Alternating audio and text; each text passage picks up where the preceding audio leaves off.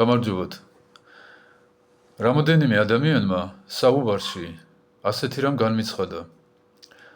ეკლესიაში სიარული არ მჭირდება, ღმერთი სულში მყავსო. დღეს შევეცდები აგიხსნათ, რატომ არ შეესაბამება ასეთი განცხადება რეალობას. ასე მრავალი ადამიანი ფიქრობს, მაგრამ ეს ასე არ არის. სამება ღმერთის დამკვიდრება ადამიანში მადლით, ეს არის ადამიანის განღმრთობა. ასეთ ადამიანს შეუძლია თქვას, რომ მე კი აღარა ვარ ცოცხალი, არამედ ქრისტე ცოცხლობს ჩემში. ის რომ მე ვიცი, რომ არსებობს სიმდიდრე, ეს არ ნიშნავს, რომ მე ვარ მდიდარი.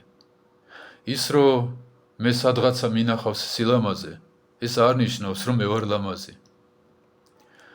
ის რომ მინახია ჯამრთელები, ეს არ ნიშნავს, რომ მე ვარ ჯამრთელი.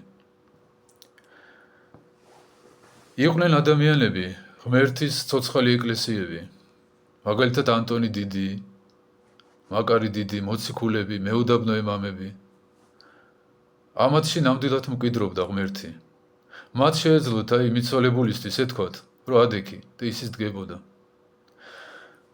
პატერიკში შემონახულია ამბა ბესარიონზე ერთი მონათხრობი, მოიყვანეს ახალგაზრდა ეშმაკეული, რომელიც ვერავინ ვერ განკურნა.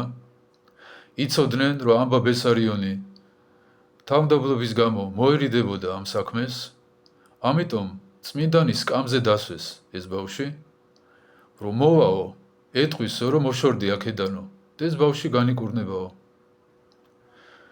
როცა რომ დაიწყო, ამბა ბესარიონი მოვიდა, დაინახა ეშმაკეული ბავშვის თავის სკამზე და უთხრა, წადი და აქ აღარ მოხვიდეო. და ასეთი ფრაზა წერია, მუნ თქო ესვე განწმიდნაო. რომელ ჩვენგანს შეუძლია ამისი გაკეთება? მე ნამდვილად არ შემიძლია. და იყვნენ ადამიანები, ვინც აკეთებდა ამას და დღესაც აკეთებენ.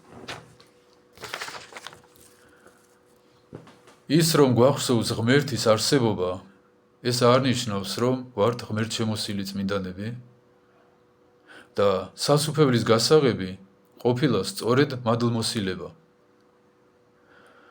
ეშმაკებსაც სწამთ ღმერთი, მაგრამო ძრწიან მისგან. ნუ ვენდობით ამას, რომ უბრალოდ ვიცით ღმერთის არსებობა. უნდა ვიყოთ ღვთისთვის სათნოები. ღვთის სათნოყოფაზე გზა გადის მოღვაწეობაზე, განწმედაზე. უფალმა თქვა, იყვენით წმინდანი, რადგან წმიდა ვარ მე. თუ მე ცხოველივით ვცხოვრობ, უბრალოდ ის რომ ღმერთი არის კარგი, ეს არ ნიშნავს, რომ მე ვარ კარგი და ეს არ ნიშნავს, რომ მე სასუფეველში შევალ. განწმედის პროპორციულად მივიღებთ ღმერთის ენერგიას, ღმერთის მადლს, განვიკურნებით, განვიწმინდებით და მერე იქნება ღმერთი ჩვენ სულში. ღმერთმა გაგახაროთ.